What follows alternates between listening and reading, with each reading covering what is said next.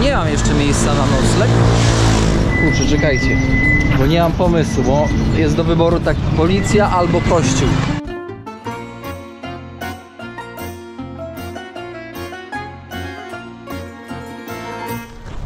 Witam serdecznie wszystkich oglądających na kanale, zarówno tych, którzy są już od dłuższego czasu na kanale i zarówno tych, którzy od niedawna odkryli kanał Jak to Daleko.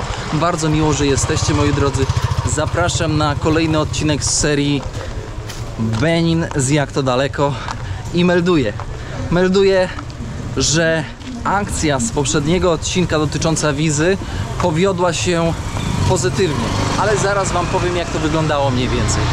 A tymczasem łapeczka, komentarz i rzecz jasna podanie odcinka dalej będzie wspaniałą nagrodą za te cierpienie. Jak to tam było? Już tłumaczę.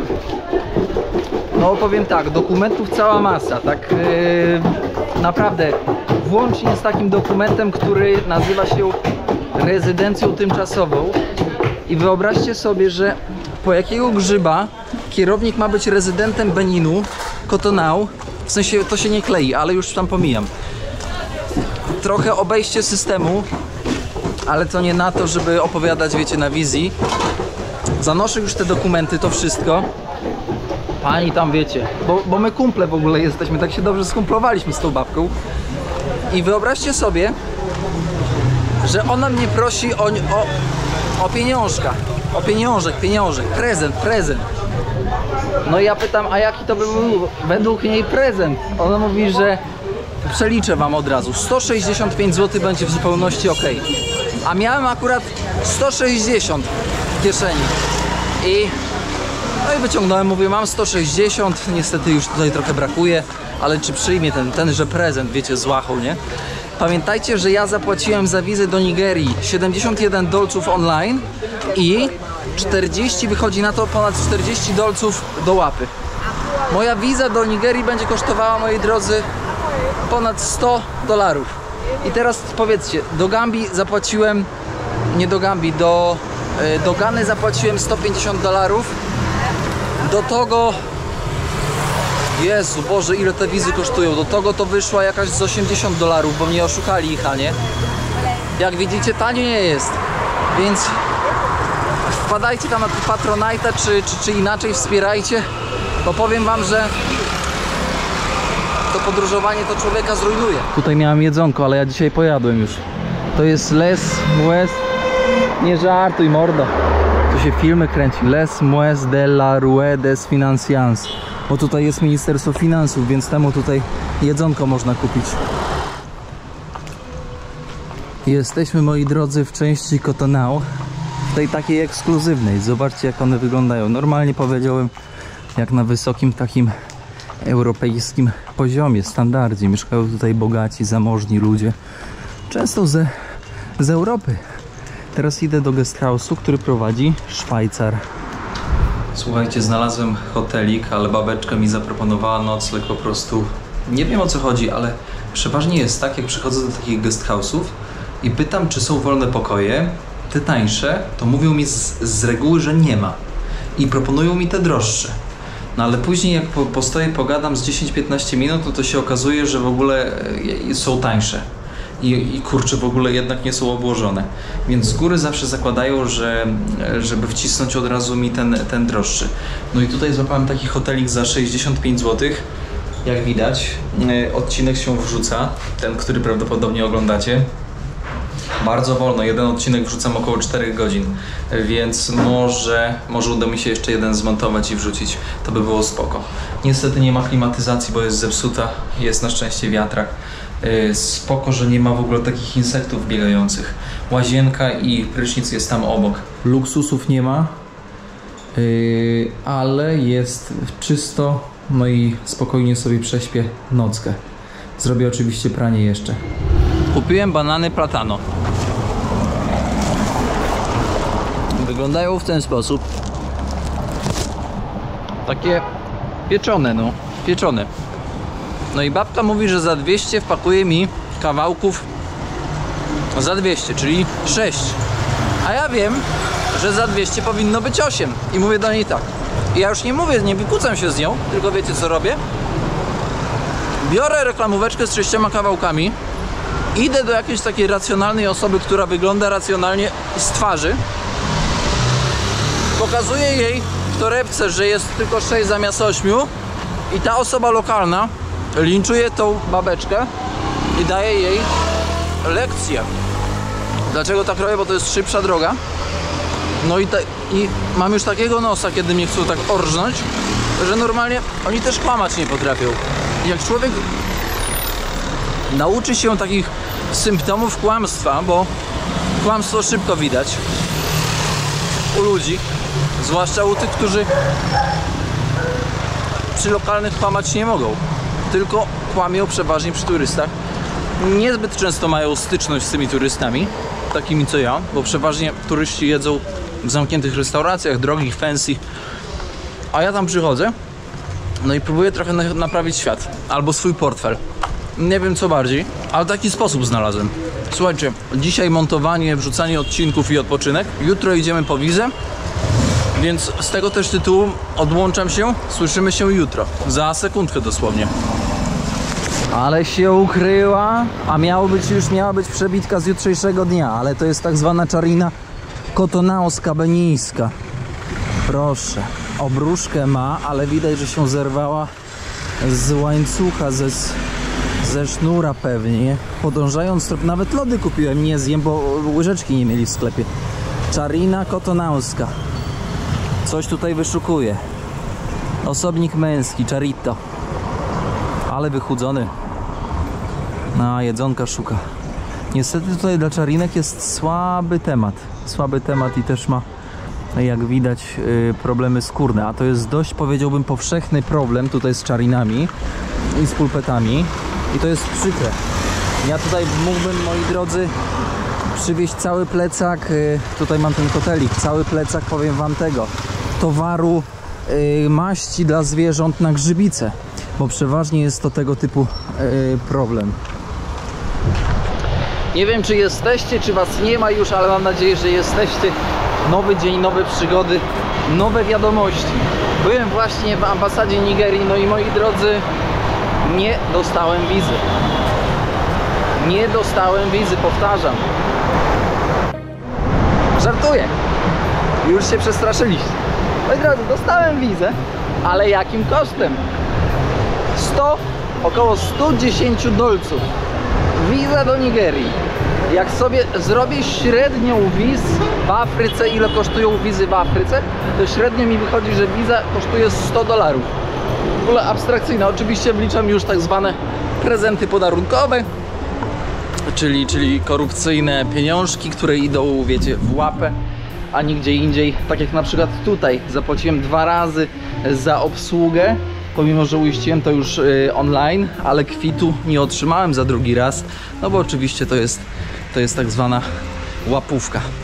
Więc idę do hotelu, zostawiłem komputer, plecak tam, znaczy hotelu, guest house'u, no i pani tam pilnuje mi komputera, w sensie no powierzyłem jej komputer wart 13 000 złotych, na którym właśnie się wysyłają filmy i niestety inaczej bym nie mógł tego zrobić, bo internet jest tak wolny, że no po prostu musiałem zaryzykować. No mam nadzieję, że tam się nic nie wydarzy takiego, co mogłoby przysporzyć komplikacji, ale cieszę się. No ten mój żart z tym nieotrzymaniem wizy, no to taki słabo może wyszedł, bo powiem wam, że no od wczoraj to się denerwowałem. Moja wiza jest ważna od wczoraj. Babeczka mi już wczoraj ją wystawiła, czyli ona po prostu, wiecie, wkleja nalepę, rachciach i po prostu może to zrobić nawet tego samego dnia, bo w sumie jak wyciągnęła paszporty osób, które oczekują na wizę, no to były tylko 4 paszporty, więc jak widać się jakoś tam nie przelewa tych obcokrajowców przez granicę nigeryjską. Motorek wziąłem, żeby pojechać na wylotówkę, a kto zabroni bogatemu? Słuchajcie, 10 km za, uwaga, 4 zł. Więc jak nie skorzystać, jak skorzystać? Mój koleżka tutaj kieruje, chciał za mnie ściągnąć 1000, ale ja to jestem chytry lis, znam ceny. Słuchajcie, ktoś by zapytał kierowników, ale z czego oni się tutaj utrzymują? No i odpowiedź jest prosta. Tutaj w Cotonou jest port. Jest port, moi drodzy. No i głównie importują stąd z Beninu kakaowiec. Co jeszcze? Kakao, tekstylia i w sumie orzechy nerkowca, orzechy shao, z których się robi masło shao, chyba tak to się mówi, to masło, które jest używane w kosmetyce. No więc nie jest zbyt na bogato, powiedziałbym. Zasoby bardzo mocno ograniczone. Po naszej lewicy, trochę się za koleżką chowam, żeby wiatrak nie grzmocił. Jest lotnisko, które było wyjściem numer C, gdybym nie dostał wizy do Nigerii, ale mamy wizę i jedziemy odwiedzić naszego kumpla na północy Beninu. Dokładnie tak, wiecie, że kierownik ma znajomości szerokie w różnych częściach świata. No i tam mamy naszego człowieka.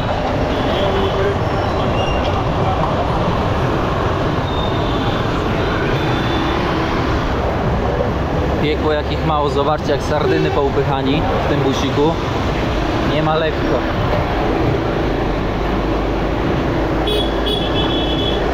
O, przedzieramy się. Kurde, żeby z lewej nas nie trzasnęło. Ty, badaj, prawie tir nas trzasnął. Ale wiecie co? Na przykład ceny za transport publiczny w Europie są praktycznie nierealne do tych, które mamy tutaj w Beninie. I to jest jedno takie spostrzeżenie bardzo ważne, że w Polsce mamy bardzo drogi transport publiczny.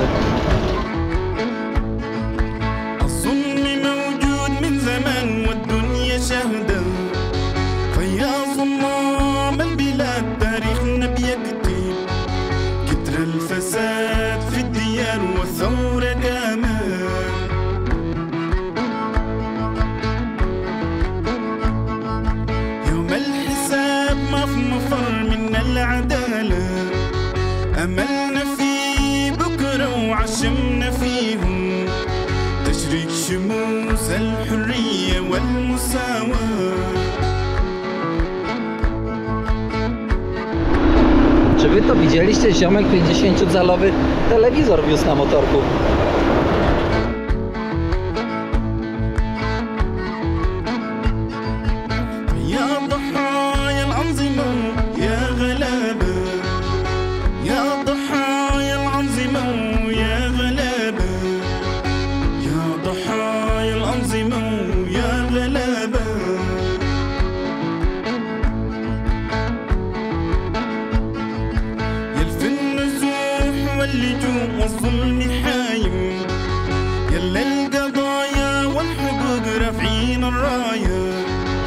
Wczoraj w hotelu, jak szukałem pokoju do spania, to spotkałem takiego Kenijczyka. Ja mu mówię, coś tam rozmawiamy, mówię, że w Kenii byłem, 2019 rok, zrobiła na mnie duże wrażenie, nie pod względami takimi turystycznymi, bardziej pod względami takimi, z jakimi problemami się w ogóle boryka. Ale pomijam na razie ten temat i mówię tak, ale tutaj w Afryce Zachodniej mówię, że cały czas próbują mnie orżnąć na pieniądze, cały czas. On mówi, no a czego się spodziewałeś? Przecież to było do przewidzenia. Tak tutaj po prostu jest. No ja tak sobie myślę, ty mieszkasz w Berlinie, bo on mieszka w Berlinie. No i tak myślę sobie, czy zapytać go, czy ogólnie w Berlinie są też rasiści i też go tak żną na hajsie i też tego się spodziewał, gdy pojechał pierwszy raz. Pewnie by odpowiedział, że nie, ale nie byłem niekulturalny, no i nie konfrontowałem tego, bo w sumie to by nic i tak nie dało. Rozumiecie, o co chodzi? To tak jak czarny przyjeżdża do Berlina i w Berlinie ktoś mu za kebaba krzyczy 5 razy więcej.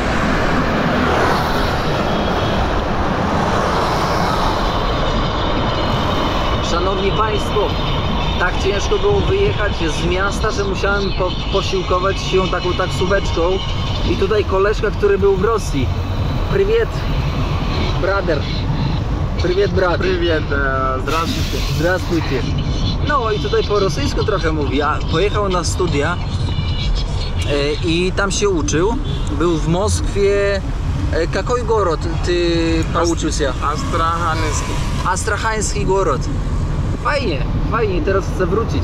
Powiedział, że łatwo było dostać wizę tylko dlatego, że pojechał na studia i wrócił, czyli jest wiarygodny i teraz też łatwiej będzie mu dostać wizę kolejną, żeby tam robotę złapać. Ale w wieku 20 lat już miał dziecko jedno, no więc ma tutaj 2 dzieci, ma 25 lat. A teraz tutaj taki mały pączuś jedzie z nami. Ja nie wiem, ile on może mieć. Z rok to może nie ma ten pączek malutki, ale ma takie małe krostki, to są potówki chyba na rączce.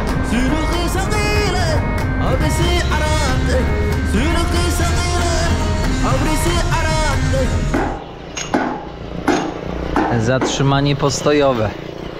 Plecak kierownika zawsze zasługuje na to, żeby jechać jak król na fotelu. Zrozumiane, zapisane. Klapa trzyma się na kijku. Coś poszło w silniku, ale zaraz to ogarniemy. Może ktoś jest mechanikiem, to by powiedział co nieco. Czy są jakieś wycieki? Ty, nie widać jakichś takich większych wycieków na silniku, nie jest źle. Co prawda auto zajechane, amortyzatorów to tam już nie ma, ale silnik suchy, że tak powiem. Esencja. Esencjon. Tutaj, żeby... Ale syfu, zobaczcie ile w tym paliwie. Esencja za 500. Proszę bardzo, to jest takie miejsce. Proszę. Tutaj mój koleżka, ten, który studiował w Rosji i pojedzie znowu. A żonkę zostawię z dzieciakami. Takie to jest życie tutaj. Nie oblera.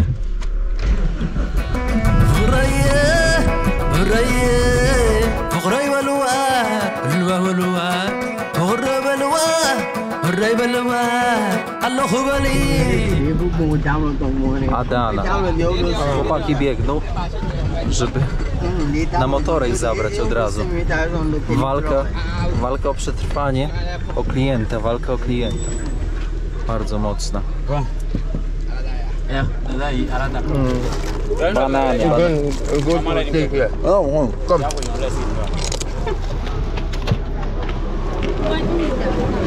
Dworzec Obeniński autobusowy.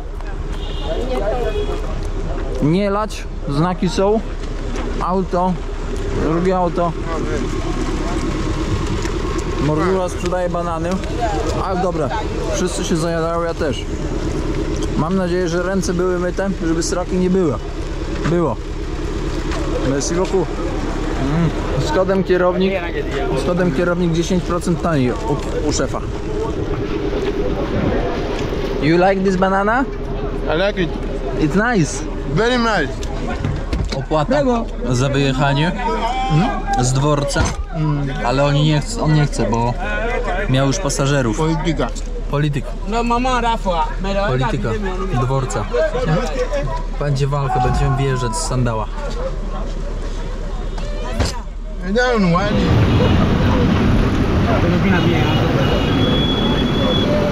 Dawaj, Paweł.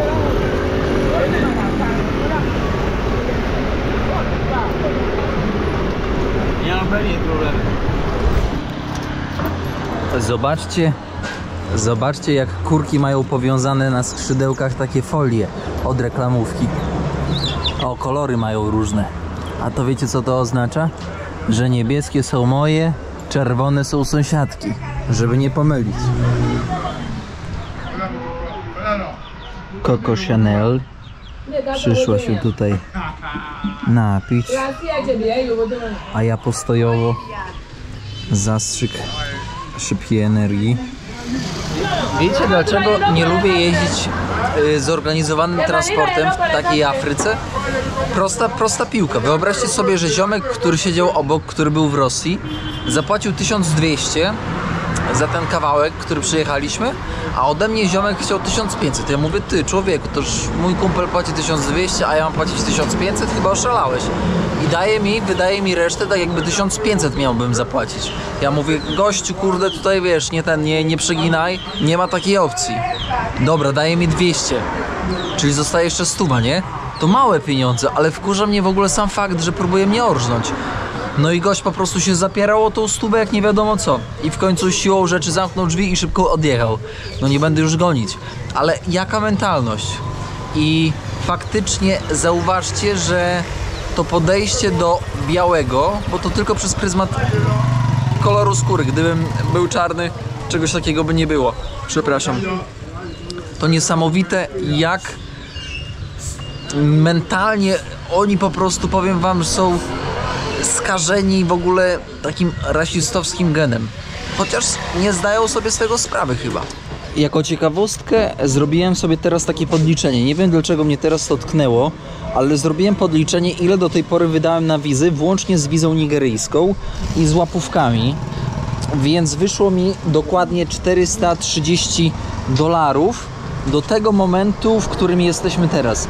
Czyli mamy tak, wizę do Wybrzeży Kości Słoniowej, Gany, Togo, Beninu i Nigerii. To jest 5 krajów, $430. Mnożę to teraz przez 4, tak plus minus, no to wychodzi jakieś 1720 zł. 1720 zł na same wizy. I ja cię kręcę ostro, nie? Same wizy. Prawie 2000. A podróż jeszcze nie skończona. Nazywają ptakami z buszu. Perliczka numer 1, perliczka numer 2. Jaja pyszne znoszą. Szybkie są, jak się boją, to są w stanie, wiecie, biec jak szalone. Ale też potrafią latać. Co więcej, perliczka jest w stanie dziennie przebiec około 5 km. A to robi wrażenie. Perliczka. Rarytas w Europie, ale i rarytas tutaj. Z punktu widzenia psychologii podróży, ale żebyście wiedzieli, gdzie jesteśmy, to jesteśmy w tym miejscu teraz, aktualnie, tak żebyście mieli poczucie, gdzie aktualnie jesteśmy na mapie. Z punktu widzenia psychologii podróży to jest ten moment, w którym należy mieć już miejsce na nocy. A ja, jak wiecie, nie mam jeszcze miejsca na nocleg. Do tego pracuję też jak wariat.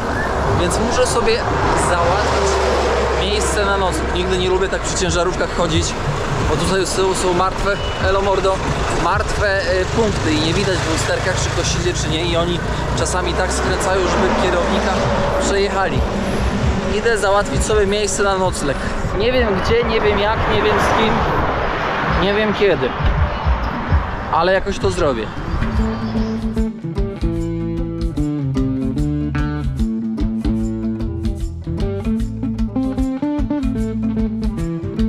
Powiem tak, kurczę, czekajcie, bo nie mam pomysłu, bo jest do wyboru tak policja albo kościół. Idę do kościoła, bo nie mam pomysłu i siły na to, żeby ładować dalej za miasto i się bujać tam aż do buszu. Więc pójdę, skorzystam z kościoła, zobaczymy, co tam się wydarzy, bo miałem pojechać jeszcze 20 km dalej, ale intuicja mi mówi, że lepiej tutaj być niż jechać dalej. Jakoś tak czasami mam takie przeczucie wewnętrzne, nie wiem, czy też macie podobnie, że chcecie coś zrobić, ale przeczucie wewnętrzne wam mówi, żeby tego nie robić. No i biorąc pod uwagę, że tutaj mamy kościółek, tych kościółków w Beninie jest dużo, kraj chrześcijański, a tam jest siostra zakonna. No i witamy, moi drodzy. Zaraz tam wjeżdżamy jak do siebie. Co tam ekipa? Uśmiech.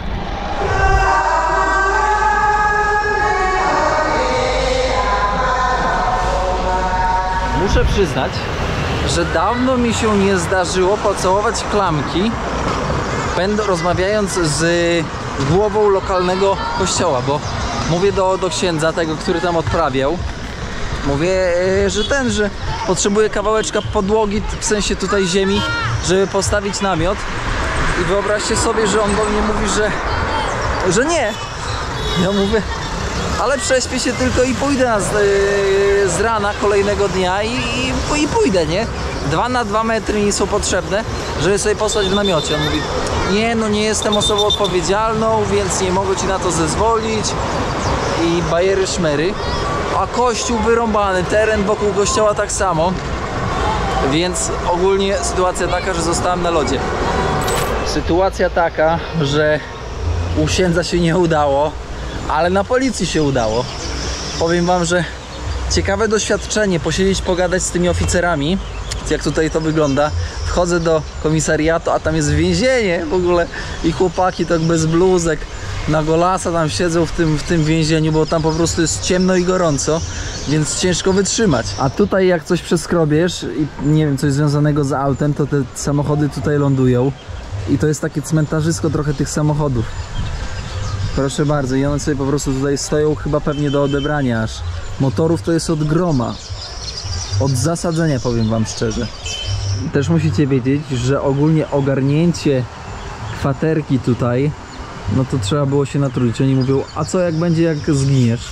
Ja mówię, no to powiedzcie, że zginąłem i tyle. A tu chłopaki czekają na rozwiązanie swojej sprawy. Z różnymi problemami przychodzą, naprawdę. Moi drodzy, jak widać, nie zawsze można polegać na kurczę, chciałem powiedzieć tych związkach religijnych i dobrze mówię, bo trzeba powiedzieć generalnie na związkach religijnych, bo nie tylko chrześcijaństwo w moich podróżach egzystuje, ale też różne religie. Ale na policję też nie zawsze można liczyć. W niektórych krajach w ogóle nawet nie, przez chwilę bym nawet nie pomyślał o tym, żeby podejść na komisariat policji, bo to by było więcej problemu niż pożytku. Więc tak czy inaczej zabieram się do spanka. Dzisiaj wcześniej idę spać, bo już zaraz jest 19. Kończymy odcinek. Uprasza się o łapeczkę, komentarz i ślad węglowy, moi drodzy. To pomoże zdobyć szerszą publikę, a co za tym idzie, będzie bardziej motywujące do tego, żeby też tworzyć. Jestem już zmęczony i to słychać. Tak po prostu sam czuję, że jak mówię, to już mi tak to dobrze nie idzie. Tak czy inaczej, jutro wam opowiem, o czym jeszcze powiedział mi ten ziomek tutaj na komisariacie, ten oficer, młody chłopak. I takie dość ciekawe spostrzeżenie, bo on mówi tak, ale ty masz pieniądze, bo jak przyjeżdżasz tutaj do nas, młody chłopak po studiach, 35 lat, no to musisz mieć pieniądze. Ja mówię, mam pieniądze, ale ja nie jestem takim turystą, który te pieniądze rozrzuca na prawo i na lewo i jeździ na jakieś ekskluzywne wakacje, tylko ja jestem innym turystą. Jestem backpackersem, który odkrywa świat na własną rękę. I on tak na mnie popatrzył, nie zrozumiał. I w końcu do niego mówię, gdybym podróżował tak jak ty myślisz, to prawdopodobnie by mnie tutaj nie było na tym posterunku. I wydaje mi się, że też chyba nie zrozumiał. Ale jutro spróbuję to jeszcze wam opowiedzieć na świeżo, ze świeżym umysłem. Bardzo dziękuję za dzisiejszą wizytę na kanale. Cieszę się, że jesteście. Serdecznie pozdrawiam. Gdyby was nie było, to byście nie oglądali tego odcinka, bo by mnie też nie było. Więc wszystkiego dobrego. Chwileczówko. Pozdrawiam serdecznie. Pamiętajcie, aby pogłaskać czarki i pulpety. Ja, kierownik, ambasador pulpetów i czarków na świecie.